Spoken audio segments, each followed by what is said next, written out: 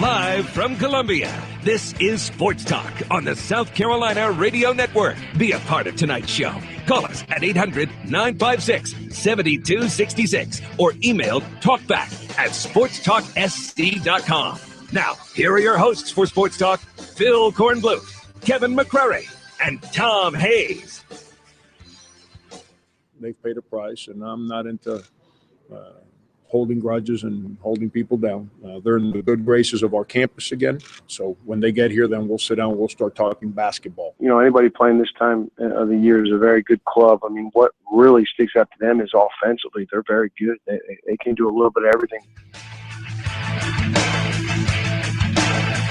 Do or die time for Coastal Carolina. Then again, it's do or die time for Texas Tech as well. Elimination game. College World Series coming up tonight. Let's see if Coastal has it in them one more time. And then do they have it in them one more time after that? Then do they have it in them one more time after that? Yes, yes, yes. They'll be in the championship series. But they stumble, and they're headed home. Good luck tonight to the Chanticleers. The standout freshman, Jason Billis, going to the mound tonight for Coastal Carolina. We will talk more about that game leading up to it here. Also, USC basketball coach Frank Martin meeting with the media today. It's draft day, NBA draft day. But that was not the primary purpose of visiting with the media. Primary purpose was just to take a break from all those kids at his camp. The little ones were running around. And so he came outside and talked with the media pro. And the big news from all of that he got around to was to tell us that the suspensions of Chris Silva and T-Marcus Blanton are over. They're back in the good graces of the school and the team and will be with the Gamecocks. They'll be in town next week, ready to go to summer school. And he obviously, it seems his pattern is about this time every year to kind of give us an update on his team, because most of the players are back in for summer school too, and a lot of them, if they're not nursing injuries, they'll play in the Pro-Am coming up. So it's an interesting time. You know, the one thing, the mystery is that I guess this is an ongoing saga is T-Marcus Blanton. We've read about his talent in high school. Is he going to have the miracle of actually fully recovering from that hip injury and not have all the soreness after he exercises that hip? So it'll be interesting to see what he brings to the table. The NBA draft comes up tonight. It's the of the three major drafts, it's the weirdest of the three, because sometimes the player you think your team has taken does not end up with your team. Not even within like a half hour is he with your team, because things happen behind closed doors in the NBA draft where a team is picking a player for another team. Yes. A deal has been made. So you think you've got Kobe Bryant. No, you don't. But you don't. No, you never did. You really never did. But the public thought they were original stupid. Hornets did. They were stupid Yeah. because they should have been following the news and knew that a trade was in the mix. Just like people in Chicago who weren't paying attention didn't know they had some unknown from Arkansas named Scottie Pippen coming to play with Michael Jordan, not knowing that that guy was the one that actually was going to push him to the top over those championships, because Michael never won a championship without Scottie. I'm pretty sure Ben Simmons is going to go to the Sixers with the first pick. Back in a moment.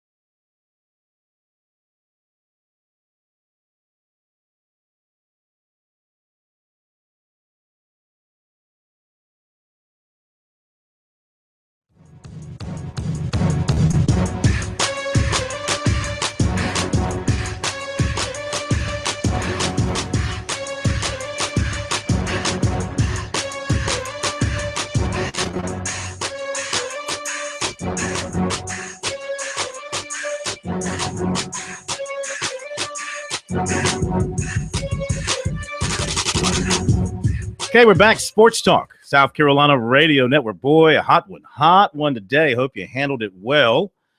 And now, you're driving home in your cool car, air conditioning on, listening to Sports Talk. Our hot air, hopefully, it's not going to heat you up too much. Turn the air up to cool you off with our hot air.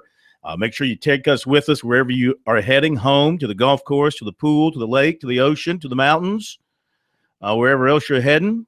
Keep us with you here all the way through on Sports Talk. Lots to do. We'll let you hear from Frank Martin coming up in a little bit. We'll get a scene setter from Conan Gasquet out in Omaha as Coastal Carolina prepares to take on Texas Tech tonight. We'll be watching as things unfold here in the NBA draft. We have really the best NBA draft analyst right here in our studio in the professor, Tom Hayes. I would take him over any of the talking heads on television. So we just saw something pop up, potential trade in the works between the Sixers and the Celtics. Now, is it wise to trade with a division rival like that, number one?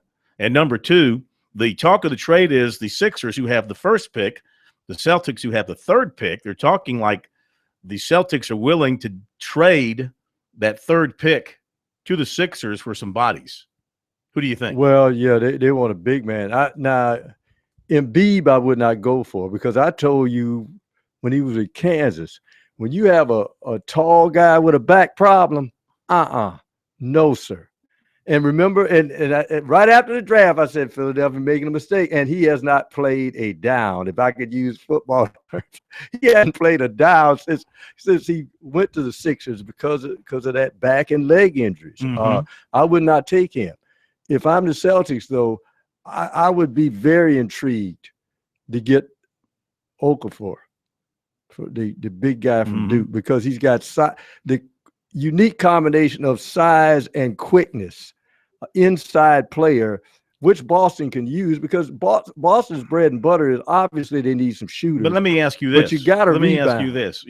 Is Okafor another Jared Sullinger? No. Now, Sullinger, no.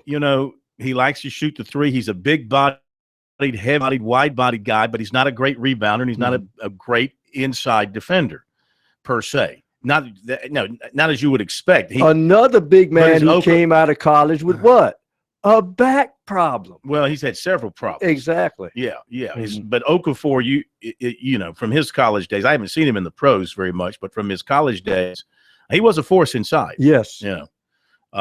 Well, we'll see what happens. It hasn't happened yet. It hasn't been announced. It's just being talked about and being reported on as we lead up to the draft. Bryce Johnson from Edisto, who went to North Carolina and is the epitome of somebody who worked his way into a first-round draft pick, because when he got to North Carolina, he was skinny and he was lost.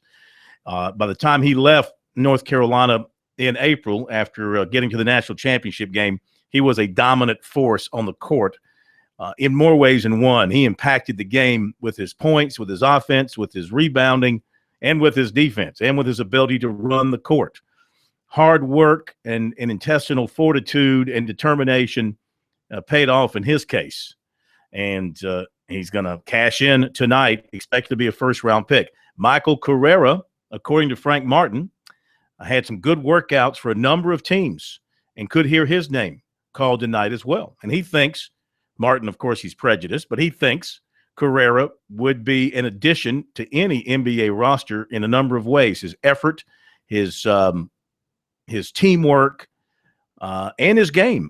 Good outside shooter who can also pass the basketball, put it on the floor, and he's a plus defender. Well, the key point is, and I'll use a quick comparison to just answer your question. If Dellavedova can make it in the league. Yeah, there's a lot of that kind of stuff. This guy can make it in the league. Because Carrera, one thing about him, and he'll have to kind of polish some guard skills. If Balkman can spend how many years in the league? Did he stay in the league? About 2 years. But Balkman was an interesting character. I still say Balkman still could have been in the league had he been with the right team to just have him come off the bench and rebound and give you some energy. I'll never forget that draft night. I got a phone call from Michelle Schmidt, the basketball SID for men at USC. And she said, Dave's going to be meeting with the media over here, this evening. And I hadn't been following the draft. And I said, for what? And she said, to talk about Balkman. And I said, why? What did Balkman do? Oh, first round draft pick of the Knicks. And I'm like, you got to be kidding me. That's all you need to know about Isaiah Thomas as an executive, is that he spent a first round draft pick. But I told you, it only takes one player. Well, that's the same thing that Frank said today about Carrera. It only takes one executive to like you. Yeah. And here's the key point. You got to remember that Balkman went off in the NIT. He did. And just destroyed Louisville by himself. And Isaiah saw who? Balkman. No, he saw an old teammate. Oh, I see what you're Balkman saying. Yeah. Uh-huh. Yeah, he saw somebody he thought Balkman could become. But we all knew, if you watched him, despite his effort and all that, he had limited skills. He had very limited skills. Well, you saw it another guy. Who was the guy, the rebounder, played in Chicago, played with Detroit? Rodman? Dennis Rodman. That's who he saw. Yeah, but that's exactly big difference in the two. Yeah, big difference in the two. But look, they both played with energy. They both played with passion. Yeah, but Rodman could play inside. Rodman could score inside. I don't think Balkman never really. But he never became a scorer. He could run the court, though. He could run the court. He could run the court, and that's the key. And the key point that people don't understand about the NBA, I think, Phil, is the fact that a lot of the players may have been the number one or at least the number two option on their teams. Mm-hmm. When you get a guy that can be effective, who you don't have to call a play for, who doesn't care if he ever sees the ball, that's a bonus. That guy is, what do you call him, the garbage guy? He's the cleanup guy. He's the one that picks up the crumbs. He's the one that does the dirty work. And sometimes you need a player like that. All right, 800-956-7266, the phone number. Email talkback@sportstalksc.com. On Twitter @sportstalksc. The website is sportstalksc.com. And on Facebook, like us there, Sports Talk Radio Network. Don't forget, we have the live video feed of the show. If you ever miss a show, go to our YouTube channel, Sports Talk, YouTube, Sports Talk. I think you just type in Sports Talk. It'll take you to our channel. All our shows are archived there. Great way to see what we look like if you've never seen us, if you care. But you can, of course, go to certain points in the show. You can listen to the entire program. And, of course, we have the audio stream on the website. Plus, we have stations on iHeartRadio and on the TuneIn app that stream us. So if you lose us over the airwaves or get out of touch for whatever reason, you can always find us if you want to find us. Let me update a few other things. Again, going back to what Frank Martin said, Blanton and Silva, good to go. That gives him 12 on scholarship. He would like to use that 13th scholarship if he can find the right person via maybe a junior college player, maybe another transfer type situation. By next week, all of the incoming class members, all 6, will be on campus. Guillet is already here. He got in sooner than they thought. They thought he was going to be an August enrollee. He's already here, he said. The junior college guard from down in Florida just graduated yesterday. The point Hassett, Hassani Gravett. Yeah. Gravett. So he's finished. He'll be coming. Felder up in New York graduates from high school tomorrow. Can you believe that? They're just having high school graduation in New York, June 25th or 24th. He graduates tomorrow. He'll be coming down next week. So they'll have all of the incoming class people on campus by next week. They'll have Silva and Blanton coming back next week to enroll in summer school. They must have used up all their snow days in New York this past winter. I expect. And he had a lot of good things to say about the 3 returning primary veterans. You'll hear all about that coming up from Martin in a little bit.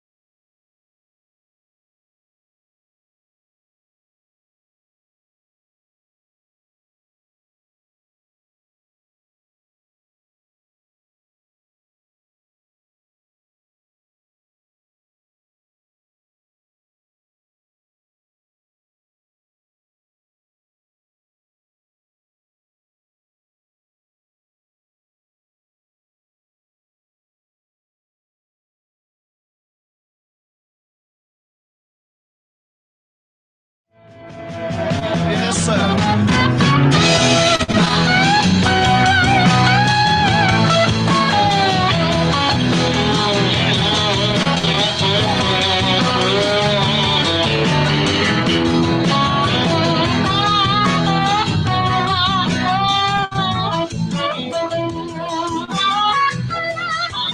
Thursday edition of Sports Talk from downtown Columbia. Phil Kornblut, Professor Tom Hayes, and the one, the only Carson Mason here with us tonight, producing Up a Storm. Now, I want to tell people walking up and down the streets of downtown Columbia tonight as Carson is walking back to her residence that the contestants for the Miss South Carolina pageant are in town. Don't you could confuse Carson as a contestant, but don't ask her for an autograph or anything like that. She's more behind the scenes. Have you seen any of the young ladies up and down Main Street Pro as they prepare for the pageant? No, I have not. Maybe they're staying inside so they won't get overheated. Yeah, that makeup would run pretty easily. I think it was about 100. Come on now. I mean, I think it's about 102 out there. A torrent of makeup. Let's see here. Got a few other notes to pass along to you. 800-956-7266 is the phone number. Wouldn't mind being a judge in that pageant. I was a judge one time years ago when we used to do the show from Billy G's. Remember Billy G's in the Vista? And they had some kind of pageant back there in the parking lot, if you get my drift. It was one of those kind of pageants. And I was a judge. Corey Miller was a judge. I was a judge. Bill Gauze, the owner of Billy G's, he was a judge. We had a blast. Oh, I know what it was. I think it was a Miss Miller Lite or Bud Light beauty pageant type thing. I was not a judge, but I was shooting video at a pageant one time, and I felt like I was bad luck, so I've never been to another pageant. One of the contestants walked off the stage. Because of what? No, I mean, literally, she forgot where the end of the stage was. Oh, she fell off the stage. She walked off the stage. That's not good. I could not believe it. When I looked up, there was a hill at a 45-degree angle, and then again they decided to bring escorts in to make sure the young ladies wouldn't walk off the stage. Well, do you think Clemson fans are excited about the upcoming season? Clemson announced today they have sold out of all 7-game season ticket packages, 57,059. So no more of those are available. They do have some 6-game packages available. Which game do you think is not in that package? The 6-game season ticket package. The Carolina game is not in that package because they raise money for scholarships, don't they, by inching up that ticket. Oh, yeah, that's a more bit. expensive ticket. Mm-hmm. Those 6-game packages will be available mid-July, and single-game tickets will go on sale in July. As for the basketball season ticket updates, 2,000 men's basketball season tickets have been reserved for this coming season, so they still have those available. The ticket price for the Clemson-Auburn game, what do you think the face value is? This is at Auburn. At Auburn, what do you think it is? Opening game of the season. I'm gonna say Auburn is kind of joust people. I'm gonna say $50. Yeah. Try 110. You got to be kidding me. $110 is the ticket price for Clemson at Auburn. I'm sorry, I will not be paying that price. At 9:00, by the way, on a Saturday night in Auburn. We'll be back. Frank Martin coming up.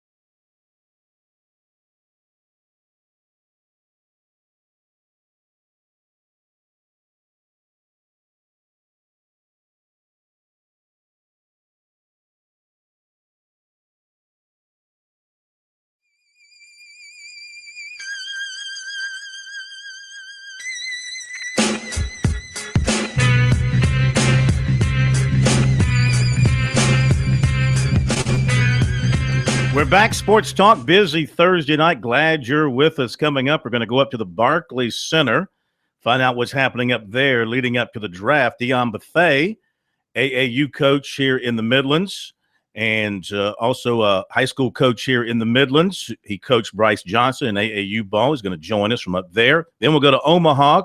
Conan Gasquet covering the Chanticleers. We'll catch up with him.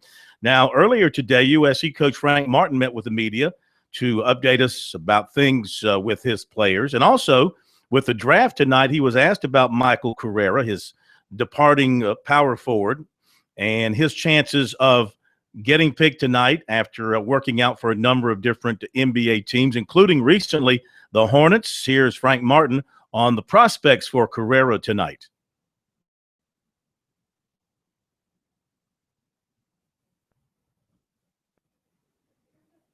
I'm real proud of Michael. He's going to be right in the middle of I'm real proud of Michael. He's going to be right in the middle of it. Might get drafted, might not. But to know that one of our guys is in that conversation is exciting for our program. Have you talked to him since he worked out for Charlotte, for Carolina? Yeah. Mike's like a son. I mean, he and I got to have a daily conversation. It's he's in great spirits like he always is. Very excited about this next step. He's had some great workouts. I've had some great conversations with a handful of NBA teams that really, really like him. But you know, that's all nice and dandy. And but truth be told, you don't need 32 teams or whatever it is to like you. You need one general manager to believe in you, and that's what he's looking for. And hopefully, that's an opportunity that comes across his plate here. What do you think he'd bring to an NBA team? Oh, that's the same stuff he brought to us. Unbelievable teammate, an excitement, a courage. Here's Phil. Here's something that excites me as a coach. Because of our staff and him and his teammates. When I speak to NBA people, they say that his relentless approach to every possession and his ability to defend from the 1 to the 4, coupled with his long-distance shooting, is what makes him attractive. If you think about who he was as a freshman, to think that 4 years later, that NBA folks describe him as, it gets me excited that we tried to do the right things with him, and he did the right things to make himself a. Okay, we're listening to comments from Frank Martin now from the outgoing to the returning as we get around to talking about the 2 remaining suspended players. In fact, it took a highly intelligent, inquisitive, and very good-looking reporter to pull the information out of him. Now we're having a problem. Doggone it. Are we having a problem with the computer? That was a fabulous lead-in to the next comment. And a humble. Are we ready now? We're having a little issue with the reporter. Let's go again. What was it? Inquisitive, knowledgeable, handsome, all that. Well, here, go ahead, hit it. Phil, you're on it this morning. They'll be on campus June 30th. Tamarcus and Chris. They'll both be on campus June 30th. And they'll be back in class for the second summer session. I'll sit down with them when they get back on campus. I've been speaking with them on the phone, but we'll sit down and we'll figure what the next step is with them. They've paid a price. And I'm not into holding grudges and holding people down. They're in the good graces of our campus again. So when they get here, then we'll sit down, we'll start talking basketball, which was, if you speak basketball before life, you got a problem. We figured the life part out. Now we'll start talking basketball again. And the departure of Marcus Stroman, yeah. Did that catch you by surprise? Or you're a little disappointed that a guy that you recruited and brought in left after 2 years? Yeah, disappointed extremely. There's certain conversations, Phil, that I always feel that they need to stay private between those kids and me. And if they ever want to go public with it, I'm the grown man in the conversation. I'm perfectly comfortable with them expressing their views publicly. I don't feel it's right for me to express what a teenager speaks to me about. Am I disappointed? Yes. And the one thing that I told him that I told his family that I do feel comfortable repeating is when we recruited him, he was the first person to ever commit to me here. Is that when we went through his recruitment and And I figured the way the book would be written 5-6 years later, I didn't expect this to be one of the chapters in the book. And it's unfortunate, but he wanted to play more. And I fully understand. He was great with us here. He's a heck of a teammate. Did it catch me off guard? No. Was I hoping it didn't happen? Yes. But there's a reason why I signed these other guards, because I kind of sensed that mistake back in the spring, and in my conversations with our players, I kind of sensed that we better be prepared in case something like this happens. Listening to comments from Frank Martin, who met with the media earlier today. And finally, we get around to some of the returning players, the guys that are going to have to lead this team, the guys who have to pick it up with Carrera leaving, with Cassius leaving, with Akevicius leaving. And thank you, the last two, for leaving and taking your vowels and consonants with you. And here's Martin talking about the returning guys and how they've looked and how he feels about what he's been able to see. Our upperclassmen, Sindarius, Dwayne, Justin, have been phenomenal. Those three guys are playing as well as they've ever have at this time. And when I mean play, I mean in our teaching moments in there. I got no idea what they do in pickup games, nor do I care. And then PJ has made an unbelievable jump. Just an unbelievable jump physically. Now that the season's been removed, like I tried to say back in the March, he feels like he doesn't have he was looking for a day to catch his breath, and at the end of the year there's not a day to catch your breath. He has done that now. He looks like a brand new kid, just like fresh. He looks like just a freshman again, but he's so much more prepared. And then those first year guys, they're real good. Corey was working out with us until we decided to take care of that now rather than wait till September. And he's real good. He's not good. He's real good. And so I'm excited about him. Same thing with Mike, Coach R. Mike. I thought Mike had a chance to be good. I think he's going to be a lot better than even I thought he was going to be. Now, how does he handle, like PJ? I know PJ is going to be great. I never had a doubt about that. How do they handle their freshman year when that season starts getting long and the difficulties? That's the unknown. We'll figure that out. But all those guys, I'm excited about our team. So do we sign someone? We've got 3 or 4 options that we're looking at right now, Dave. And I got to make a decision. If I want, assuming one of those wants to be a part of what we're doing, I've got to make a decision whether we need to go in that direction or we just need to hold off for a year. Okay, Frank Martin from his meeting with us earlier today. So the final analysis at the end of the season, the Gamecocks had 3 to graduate, 3 were dismissed, 1 transferred, and they've got 6 newcomers coming in. And they've got 4 returning. Does that add up to 12? 6 newcomers coming in. Mm-hmm. No, six newcomers coming in and 6 returning, right? He mentioned let's see. You got Thornwell, Mackey, and notice they're your seniors. Mm-hmm. Blanton, Dozier, and Silva. Those are your sophomores. Yeah, those are the 6 returning guys. Yeah. Mm-hmm. And then you have the 6 coming in. Kada, Felder, Kotzer, Gravett. He pronounced it Gee. Kadeem Gee. Gee, okay. And Holden. So that's it. That's the 12 that they've got. Now, if you would have told me the roster and not named, okay, they got 6 guys, 3 would you thought he was describing Kentucky. Yeah. I mean, with the shuttling in and out. Well, it's unfortunate for them because they didn't want to be in this position. Yes. I think they would have liked to have had that team return intact, those who were coming back, but unfortunately, circumstances dictated otherwise. We'll hit a break, come back with recruiting.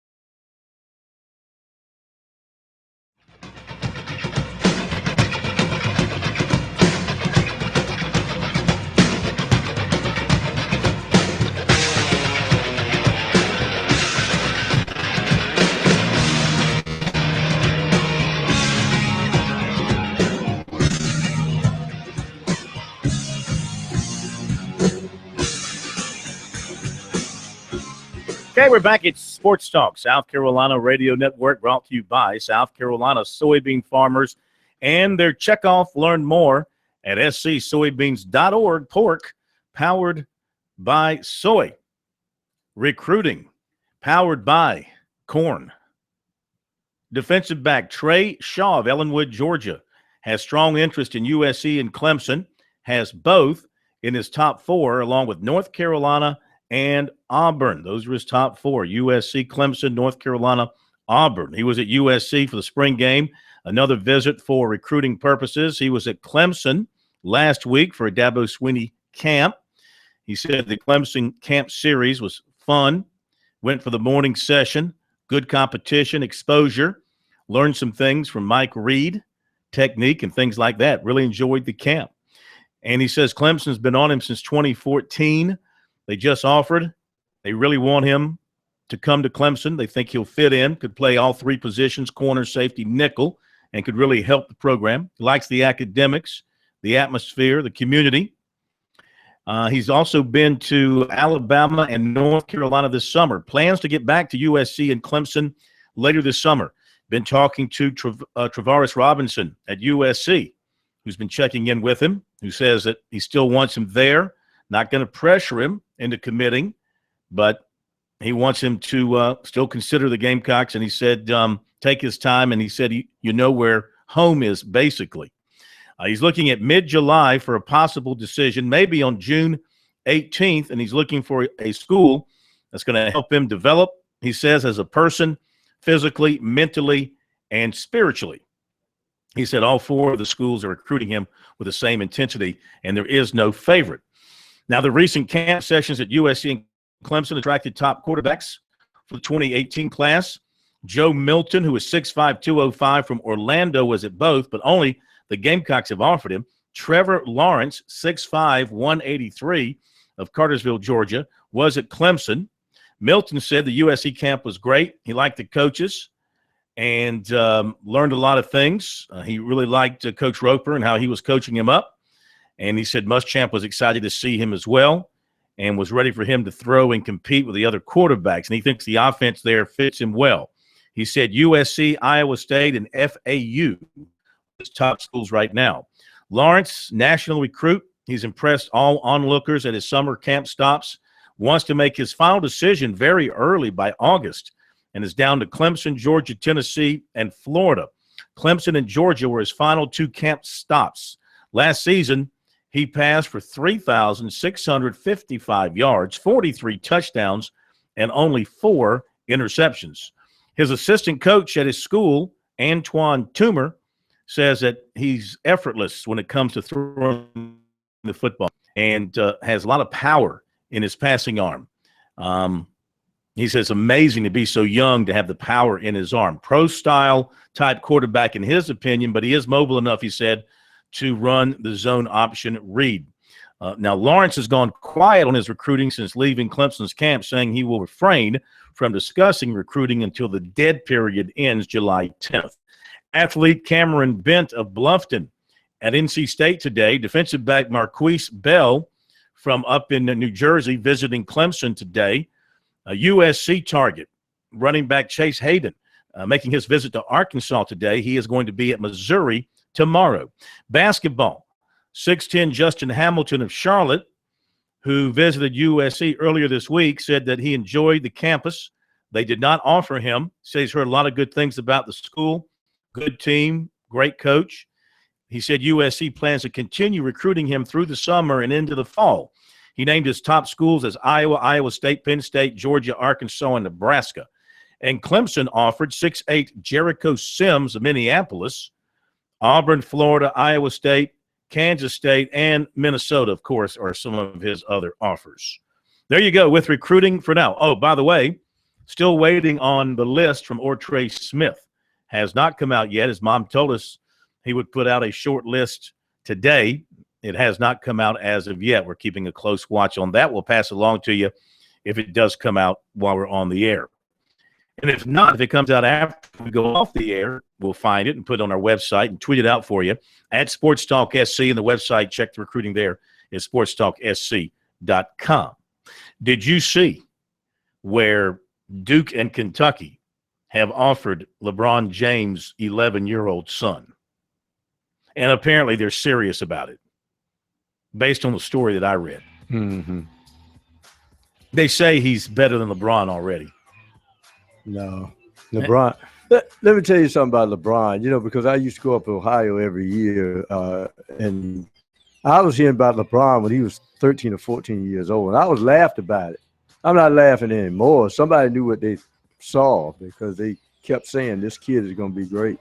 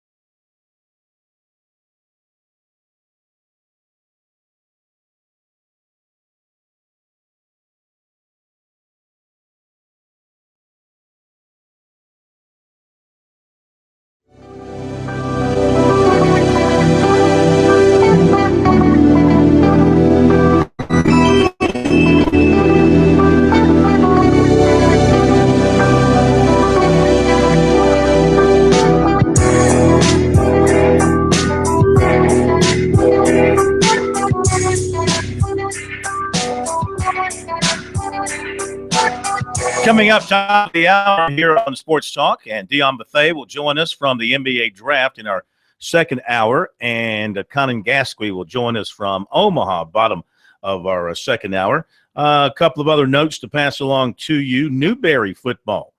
Newberry and Catawba, they're going to play at Newberry at historic Setzler Field on October 1st, and it's going to be televised by ESPN3. They're calling this 2016 NCAA Division II Football Showcase. So one of several Division II games at ESPN3. 22 Division II football games will be on ESPN3 and the American Sports Network. And so Newberry gets some exposure there, so that'll be a lot of fun for the Newberry Wolves and their people. At the Citadel, they're about to spend some more money to upgrade athletics. Jeff Hartzell reporting in the Post and Courier, a master plan for the Citadel Athletics facilities approved by the Board of Visitors calls for more than $33 million in improvements and new buildings. Proposals include a new athletics building for about $29 million, track and football practice upgrades about $3.5 million, McAllister Fieldhouse renovations a little over $1 million, and tennis center improvements about $100,000 for that. Mm-hmm. And let's see. The PGA Tour stop, first one after the Open, is at Congressional, the Quicken Loans National. This is Tiger's tournament. Of course, Tiger's not playing. John Rahm, 764. Jonathan Vegas, 665. Jamie Lovemark, Kyle Rafers, Camilo Villegas, Bill Haas, Ernie Els, Harold Varner III, and Billy Hurley III. They are at 4 under. Si Woo Kim is at 4 under. Say that. I wanted to say Si Woo Kim. Okay. Yeah. As far as some of the others that we like to follow, Sam Saunders, a 4 under 67. Lucas Glover, a 3 under 68. Vijay Singh on the course at -3. Kyle Stanley, a 2 under 69. Russell Henley, a 1 over 72. Ben Martins +1 on the course. Davis Love III is in at 2 over 73. See where a bunch of golfers are pulling out of the Olympics. They want nothing to do with the Zika virus and, being outdoors and in the woods and all that kind of stuff in Argentina. Who knows? They don't want to bring risk some it. off with you. I think it takes more than that. Ask for Governor that Stafford mosquito. how you deal with the mosquitoes down there. That's a very good idea. Maybe that's what happened to him. Maybe that's why he went a little nutso. He was bitten by some mosquitoes down there in Argentina when he visited. Who knows? All right, coming up, top of the hour break. Coming back, we will go up to New York City, check in on the NBA draft. They can't start without us. Then we'll head west to Omaha, check in on Coastal. That's coming up next hour.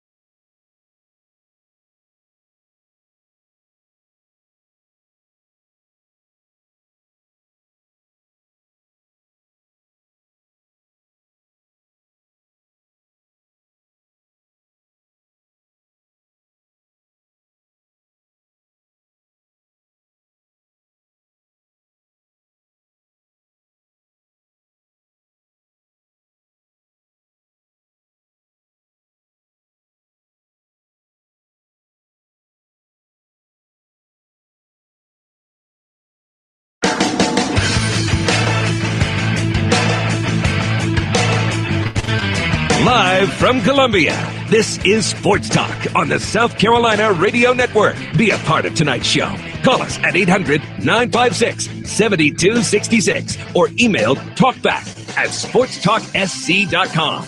Now, here are your hosts for Sports Talk, Phil Kornblut, Kevin McCrary, and Tom Hayes.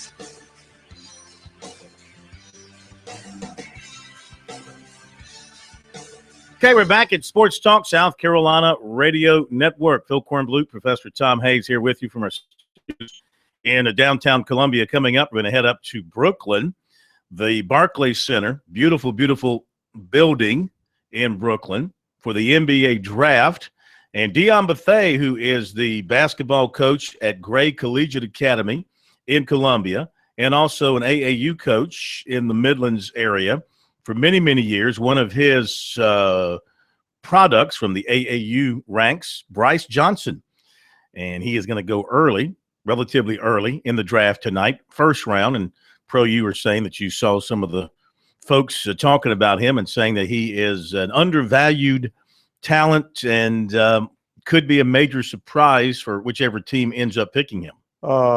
Nothing I haven't said because when you get a guy that can run the floor and he plays with an energy, he can block shots, he can rebound. It seems now that everybody wants the guy to have an outside shot. I'll go back to what Al McGuire said years ago when he coached Marquette. The guy said, well, he doesn't have an outside shot. Good. He's 6'10" and he'll have his behind under the basket where it ought to be instead of standing out there thinking he's a guard. So I think he has the kind of stroke that can be honed if they need somebody that can hit the 15, 18-footer. But for now, for a guy that can run the court and play defense, block shots, and score on the break, he can't do any better than Bryce Johnson. Yeah, I was very impressed with what he did this year. And, I mean, to average I think he averaged a double-double all season, did he not? Close to it, yeah. I think. Yeah. And again, his shot blocking skills and all that, he really turned it up this season. Started coming on as a junior. I think putting on some extra weight and some muscle allowed him to hold his ground inside against bigger, stronger inside people. And then he did not lose his quickness. So if you were a bigger guy having to go out and try and defend him, he had the quickness to go by you. Now, I will say this, and scouts will say, no, you're wrong. We don't think that way. Our front office doesn't think that way. Don't let me, Yeah, some of it seeps in your head. Bryce Johnson, yes, he played in a uniform that was light blue. He played at North Carolina. But this is not Sean May. This is not Tyler Hansbrough. This is Bryce Johnson. Don't look at the previous the latest bust from North Carolina and think this guy is going to be a bust. This guy is going to be a player. Yeah, we'll see. Well, you say that. I mean, I'm a little surprised that Hansbrough has not had a bigger impact in the NBA simply because he is that big physical force with talent coming out of college. But, you know, you got to find that right spot too. You got to find that team that needs your skills and can allow you to elevate your game, you know, once you get worked into the rotation. And he just has never really found that spot. And we'll see what happens with Bryce Johnson moving forward. We will go up to Brooklyn here after the break to find out more.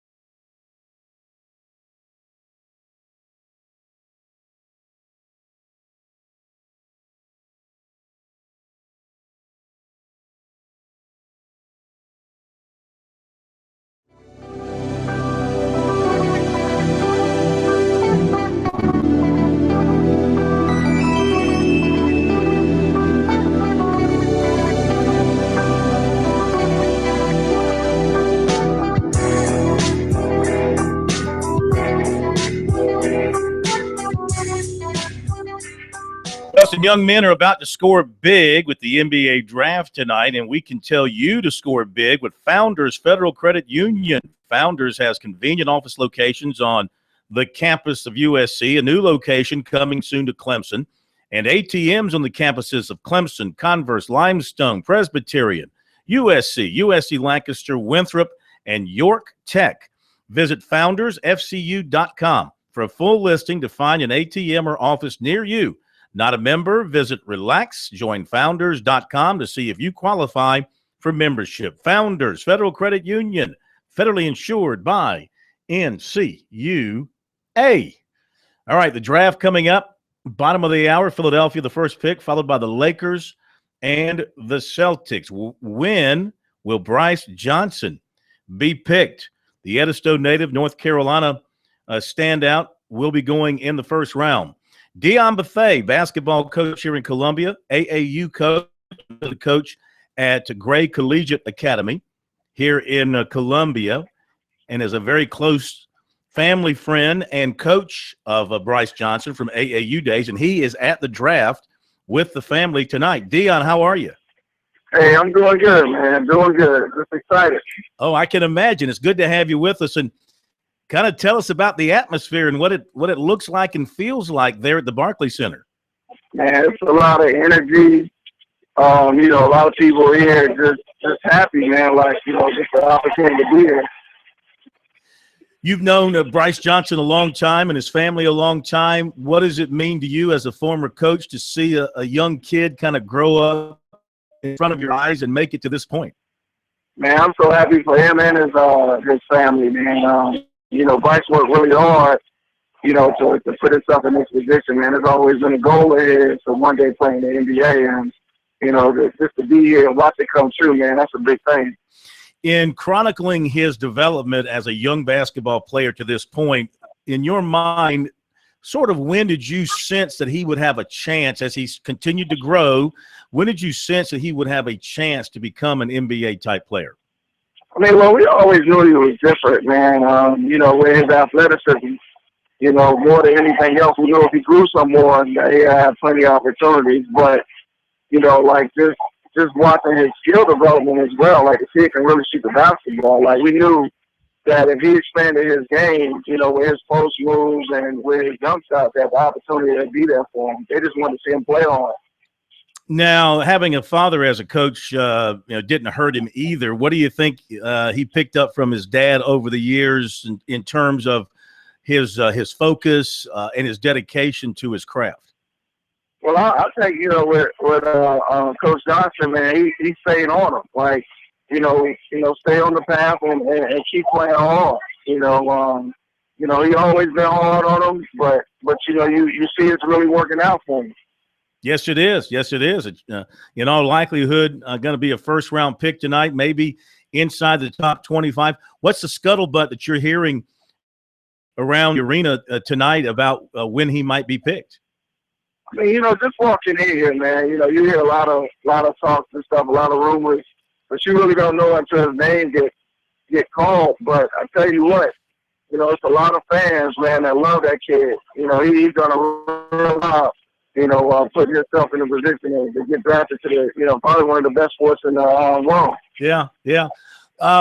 From your conversations with him, who did he get a chance to work out for, and has he got a sense from those workouts as to which teams are seriously interested in him? Well, it's been a long 2.5 weeks for him. He went to Golden State, Phoenix, Orlando, Toronto, Milwaukee, Atlanta, Indiana, Celtics. He even worked out for the Sixers a couple of days ago. Mm-hmm. In your mind, what system? Where does he need to? Pro and I were talking earlier about really talented college players who don't have a big impact in the NBA, and maybe it's because they don't get in that right system. What's the right system for him, where you think he will develop and blow up into a major player on the NBA level? It's kind of funny you ask that, because a lot of my friends actually the same thing. Mm-hmm. I just kind of felt like, with him being a senior coming into the league, If he can get on a team that got some good veterans that can really show him how to play the NBA game, I think he'll be really, really good. Being in a situation like that. Like if he goes to a young team, it's kind of hit and miss. But if he goes to got some really good veterans, I think that'll really be good for him. Does he remind you of Joe Red? And I'm thinking, similar size. Maybe Joe was a little thicker. I don't know, but Joe went straight from high school. Not Joe Red, I'm sorry, Jermaine O'Neal. I'm thinking Joe Red. Jermaine O'Neal went straight from high school and played behind some people at Portland to give his game a chance to develop on the pro level. Do you see any similarities there? Yeah, I see a lot of similarities there. Talking with South Carolina legend George Glimp, James Abrams, and even Junior Lowry. Like, when those three guys, when I called those three guys about working out with Bryce, that was like one of the biggest things that they said. They said it was similarities there, between the two, but Bryce, he can really shoot that basketball, man. He can expand it, and it's something that he always had, but, he'll get to show it in the NBA. Mm-hmm. It's interesting. You look at a Bryce Johnson, and it almost seems in some quarters, if you've seen in the last few years in the draft, to be a junior or a senior was a negative. Why did you stay in college so long? And that sort of thing. To me, and it's just my personal opinion, watching Bryce, and there were times last year that he carried North Carolina, and I mean carried them. Why, in your opinion, is he underrated in this draft? Because I thought he was a top 10 player. I mean, Dwayne, man, like, what's crazy, and I told him this. I said, going into North Carolina, there's a lot of people that really didn't think you can play in the ACC, and he really didn't get that opportunity until junior and senior year. But going into whatever team that picks him up, they definitely getting a steal, but they're getting somebody who's polished that's going to go in and do what you ask them to do. It's a lot of people talking about, well, what does it take to get him motivated? The kid always had that on him, but I don't know what else he got to do. I mean, he had an unbelievable senior year. Like the kid can play, and he played hard and he compete. So I think that whatever team gets him there, it's going to be something big for him. Talking with Dion Buffet up at the Barclays Center in Brooklyn. So, where are you going to be positioned near Bryce when the cameras turn that way after he's picked? I want to be able to see you on television. Have you kind of scouted out your position? Yeah, I mean, I'm like right beside him. I'm right beside him, and he got his family right beside him too. So, hopefully they'll get to see me. I got a red bow tie on, but like I said, it ain't about me tonight, man. It's about the big fella, man, and him representing South Carolina, because I really feel like it's a lot of other kids that from South Carolina could have this opportunity too, and then we got those young kids coming through that don't have plenty of opportunities to do this as well. Yeah, no question about it. I just want to see you get the big hug, after he does mom, he does dad, and reaches over and grabs you. Real quick, you had a great season last year. How's your team shaping up for this coming year? Well, the talk is, man, we got Jalek Felton with us. Not bad. Jalek Felton, Jawan Garrett getting better every day, and somebody that people don't talk about a lot, our point guard, Khalil Lopes. He's really good. I think he's a high major kid, that can, sit there and make some stuff happen. And we got another Bryce Johnson on the way. We got a 6'9", 14-year-old incoming freshman that's going to be really, really good. But with the team we got, we don't need them now. We just going to keep working with them and keep pushing them. So, when you got kids like Bryce, you can sit there and put them on the phone with a kid like that and say, hey, look, man, keep working hard, because one day you could be in this situation. Yep. Dion, have a great night. Best of luck to everybody. Thank you for joining us, and we'll be watching. We'll be right back.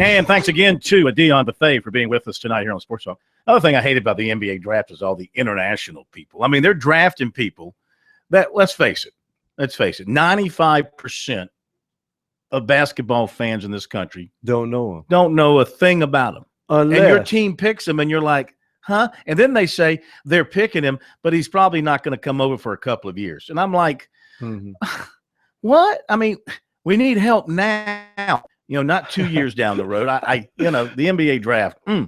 Those are a couple of things I hate about it. But then again, you got to remember that long run that San Antonio has. That's primarily what they did with a lot of their players. They drafted, tuck them overseas, and then here they come. And you say, well, where did these guys come from? And a couple of those guys, came from Argentina on that Argentine team that upset the U.S. in the Olympics. And then suddenly they're in Spurs uniforms. And, of course, Parker came from France. Yes. Yeah. So, anyway, that's the NBA. It's a world game, and even though there might not be people you'll recognize, you might recognize them a few years down the road. I mean, Tony Kukoc, who knew that name when he was drafted way back Nobody knew. Well, the basketball mavens did, but as the Knicks booed Porzingis last year, then suddenly in the midseason started cheering him. That tells you. But maybe sometimes, that spurs the player on. Say, look, I'll show you. I'll show you. All right. Coming up at the bottom of the hour, we are going to catch up with Conan Gasquet out in Omaha, leading up to Coastal and Texas Tech. Texas Tech and Coastal in the elimination game. Texas Tech 47-19. Coastal is 50-17. And Texas Tech is coming off a win over Florida to stay alive, 3-2, after losing to TCU 5-3 in the first game. Projected starter tonight for Texas Tech is a left-hander from Georgia, out of Woodstock, Georgia, Erickson Lanning. He's a freshman. So 2 freshmen going to the mound tonight. Lanning's 3-3, 5.07. He's only thrown 49 2/3 innings, 33 strikeouts, 16 walks.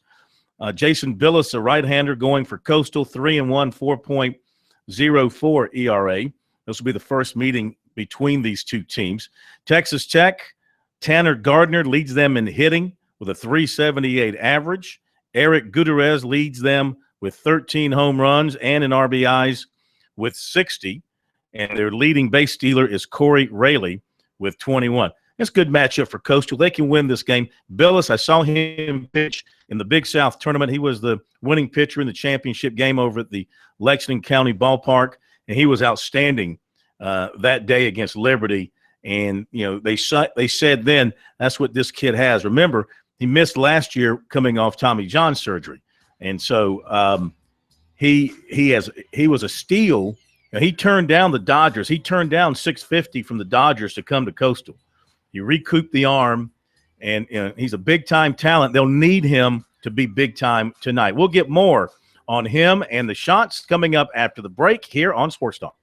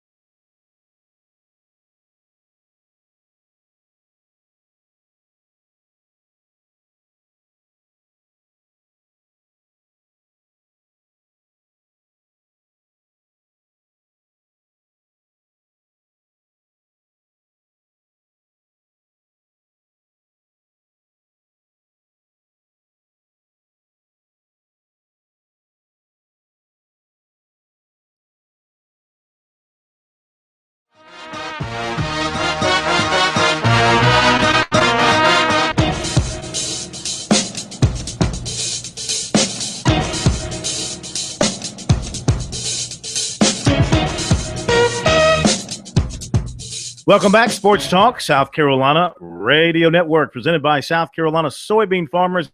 Learn more at scsoybeans.org. Pork, powered by Soy. NBA draft about to get underway. Ben Simmons going to be the first pick by the Sixers. 19 points, 11 rebounds, 4 assists per game this season. Did not make the NCAA tournament. More than just a one-man game.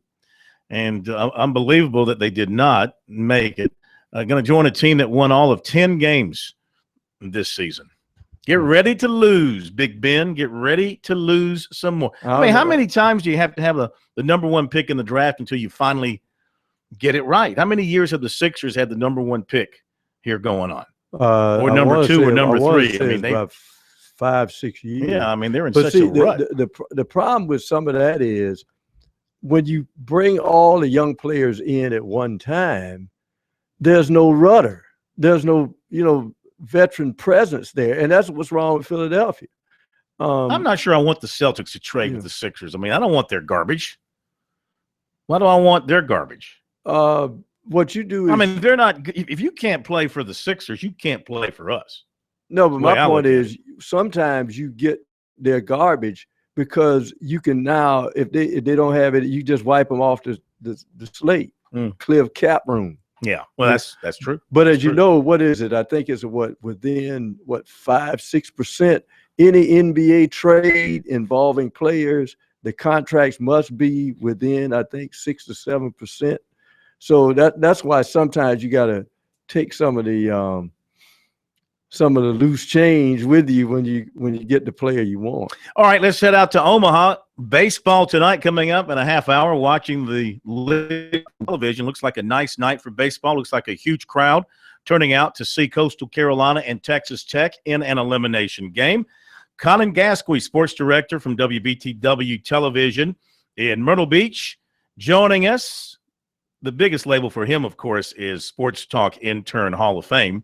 That he'll take that to his grave. Everything else will be wiped away. Conan, how are you? Doing well. That is a title I'm very proud of. Sports Talk Intern. Let's get very big one. I want to see that tattooed on your right arm one day. I'll see what I can do. I mean, where would I be today if I were not a Sports Talk Intern several years ago? Yeah, you might be in New York. You might be in you might be in LA. They probably looked at this guy. Not any good. We can't take him up here.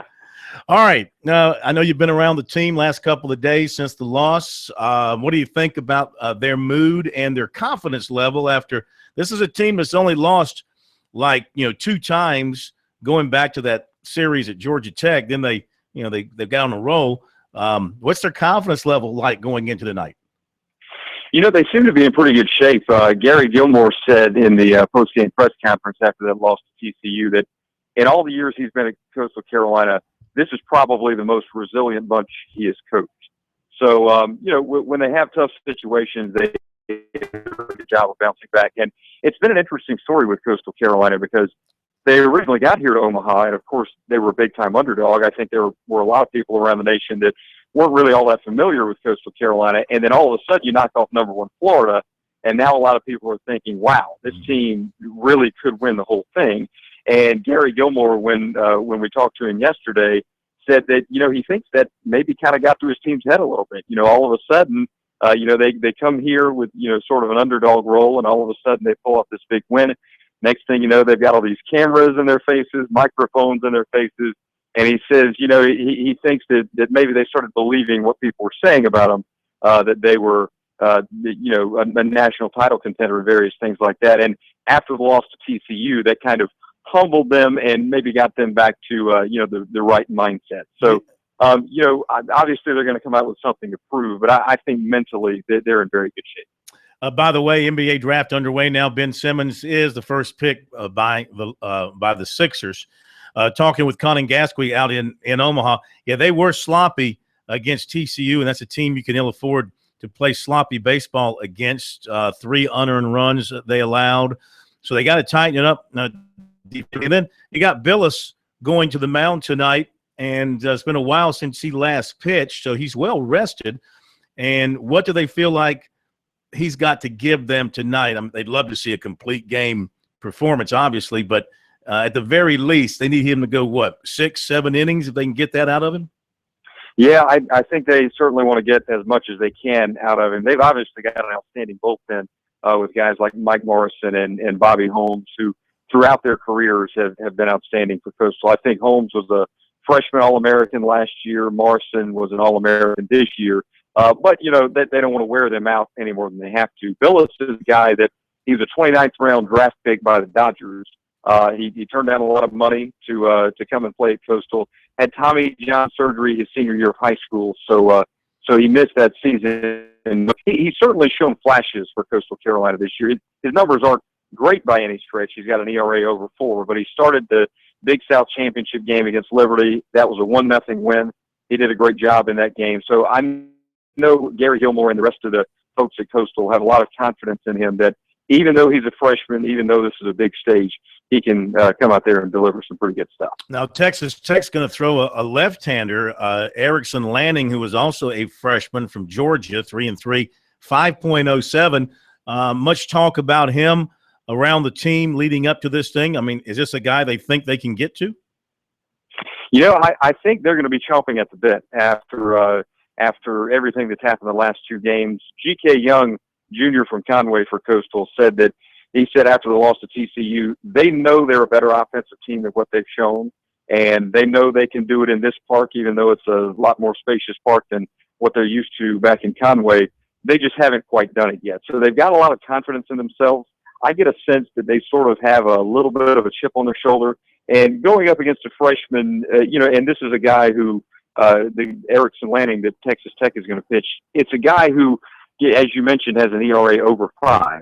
He did very well in the Super Regionals through, I think, 7 shutout innings against East Carolina.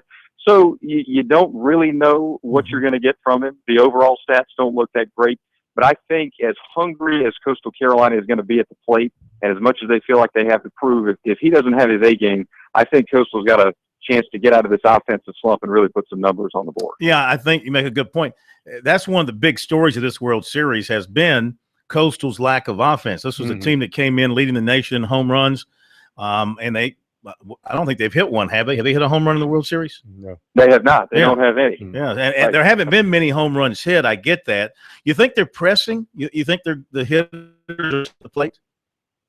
They may have been a little toward the end of that TCU game. If you look back at the end of that game, they just did not really seem like themselves. There were a couple plays, one in particular with Zach Remillard at third base, where he came up to field a ground ball, and he had time to get set, but he rushed the throw anyway. So I think at that point in the game, down a couple runs, I think they were kind of pressing in a lot of different ways there. But another thing that I think has been difficult for them is, like I was saying, if you look at center field here in Omaha, it's, I think, 408 feet. At Springsbrook Stadium in Conway, it's 390. And I looked at the dimensions all the way around, and it's anywhere from 10 to 15 feet deeper here than it is in Springsbrook Stadium.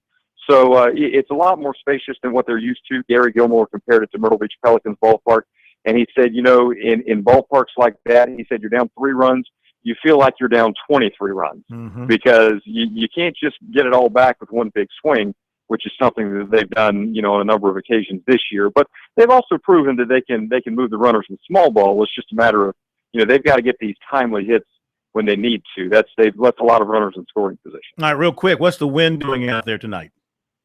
Well, I'm inside now. When I was outside earlier, I don't recall. It seems like for the most part this week, I've noticed it blowing in from center field more so than anything. Now, I'm not sure what it's doing, but hopefully for Coastal's sake, they'll get a little help. I'm sure they'll take everything they can get. Turn that thing around a little bit. Okay, Conan, enjoy the game tonight, and we'll tell everybody down your way to look for your post-game coverage. And we thank you very much. If they're hanging around, we'll give you a call tomorrow. Sounds good. Good to talk to you, Corn. Thank you, my friend. Conan Gasquet, we call him Conan. They got to score first tonight. Conan says they're still confident, but I think they can't fall behind. Yeah, get to him early, get to the young pitcher early, and give your young pitcher some confidence. Back in a moment.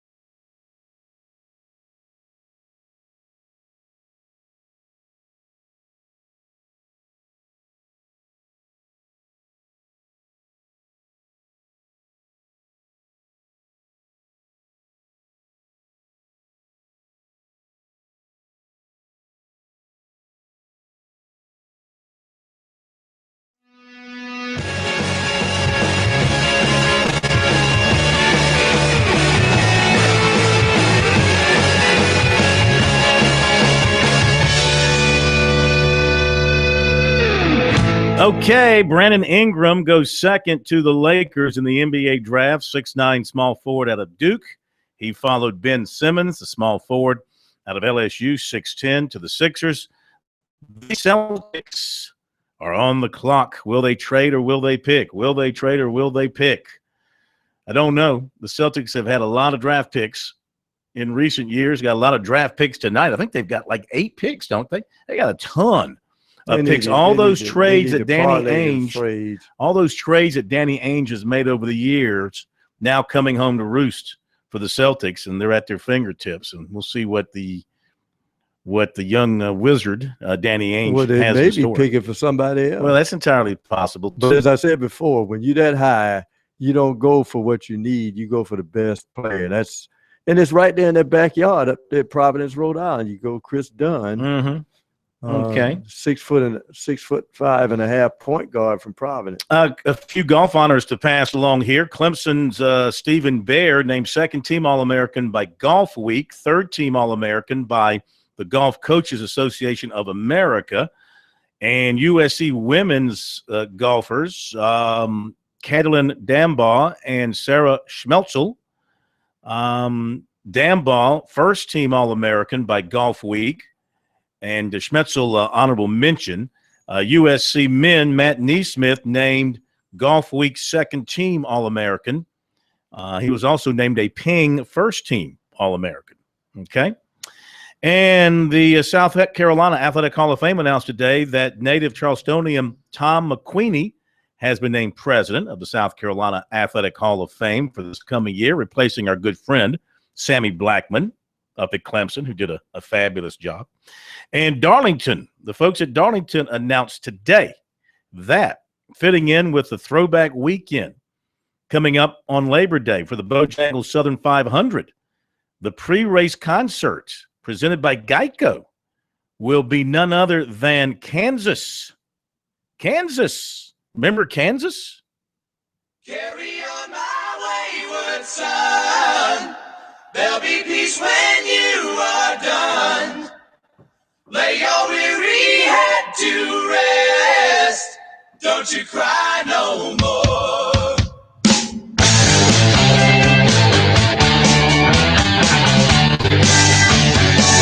Oh, yeah. Those are back in my headbanging days. Yeah, back in my headbanging days of Kansas and Boston. Remember Boston, too? Loved the group Boston. Mm-hmm. I thought Boston and Kansas were basically the same group. No. But because their music was kind of similar to me, to my untrained. But Kansas is going to put on a performance at Darlington prior to the Bojangles Southern 500. That's going to be one crazy weekend for sports around here, beginning on that Thursday with USC Vandy, and then Friday, high school football, and then Saturday, Clemson Auburn at 9 o'clock, and then Sunday at 6 o'clock, Bojangles Southern 500. Can you get enough of that? Can you get enough of that? And there's going to be a lot of other football all in between that. Your Celtics are. Here we go. We almost have to fourth be quiet. Youngest team. Let's everybody quiet down. Fourth youngest team in the NBA. We are about to pick. Who'd we pick? I don't recognize this guy. Who is this? Jaylen Brown. Is a reach. Jaylen Brown from California. I think it's a reach. I think that kid is from Georgia. I think. Jaylen Brown. Is that the kid from Georgia? 6'7", 220. We've already got like 5 of him on our. We needed somebody big. Somebody that can rebound. Remember now, you can't announce a trade until several minutes after a pick or whatever. So they may be picking for somebody else. I don't know. I've seen Jaylen Brown. A lot of the mock drafts had the Celtics taking him. Did you ever see him play? You know anything about him? Give me your quick analysis. Give me your 10-second analysis. I have never seen California play this year. Mm-hmm. But I know they had a tremendous. Now, he's got a big body on him. He's 225. He's solid.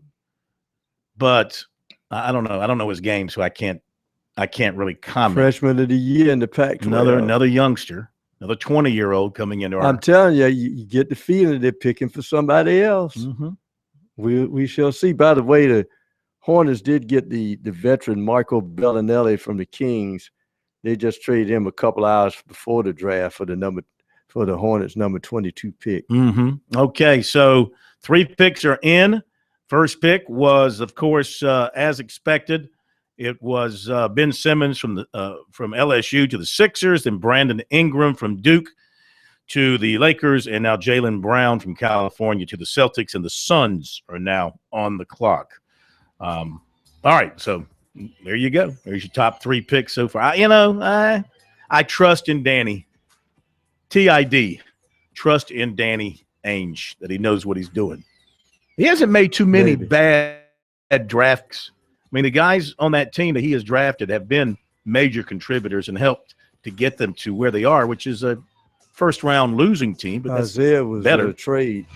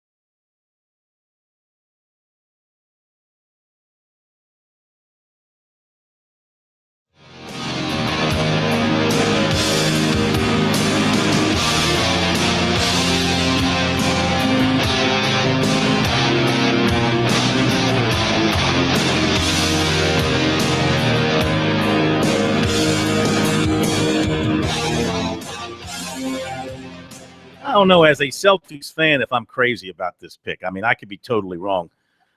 Jaylen Brown, 6'7", 225. He averaged about 15 points and only about 5 rebounds per game. He shot 29% from 3, and he shot 65% from the line, and he shot 43% overall. Those aren't great numbers. He must do something that the numbers and the ignorant like me don't know. The youth is what they went after. Well, I mean, we don't need any. We're already the youngest team in the league. That's why I'm saying don't be surprised if you're not picking for somebody else. That's one of the keys. But again, I'll go back to what I said before, why your program is in the position it's in. When you look at Akonzo Martin, who recruited him, and he could have been right there at Tennessee, quite frankly, but he elected to go out to California because he liked Akonzo Martin. The coach that Tennessee ran off, and then hired a guy that lasted 1 year because of malfeasance at another school. But I think they got a good coach now. But I just didn't think they treated Akonzo really good, and he bolted for California. He scored 23 points against Washington. Just looking at his best games of the year. 27 against Utah, and Jakob Poeltl. 20 against Oregon, 20 against Oregon State, 27 against Richmond. Okay, we'll see who's up next. The Suns are up next on the board. We'll see what happens. We just have news of a trade. The Celtics were picking Jaylen Brown for somebody else. I would not be brokenhearted if we get somebody back who's really good. Now, tomorrow's Friday. Can you believe it? Thank goodness. Everybody's like, yeah. I know how everybody feels. It's the middle of the summer. You're on vacation. You're hot. You're tired. You're sweaty. You're smelly. And you're just ready for the week to get over. It's kind of how we feel. Tomorrow night, we may have some Coastal Carolina baseball to talk about, or we may be, putting the old epitaph on this season. We'll see what happens tonight, coming up in about a half hour in Omaha. I got a feeling they're going to win this thing tonight. I got a feeling they're going to get another shot. They got to score first. They got to score first. And then psychologically, you got to scratch first, because you don't score and the other team gets even a 1-0 lead, and those goose eggs starts to stretch out, the noose tightens. And that's what happened the other night to them. They got tight, and that's when the error started. You got to play relaxed. Well, we'll see if they can get off to a decent start. TCU is waiting in the wings on one side, and Oklahoma State is waiting on the other side as the other unbeaten team, and they'll get Arizona tomorrow. So doubleheader tomorrow.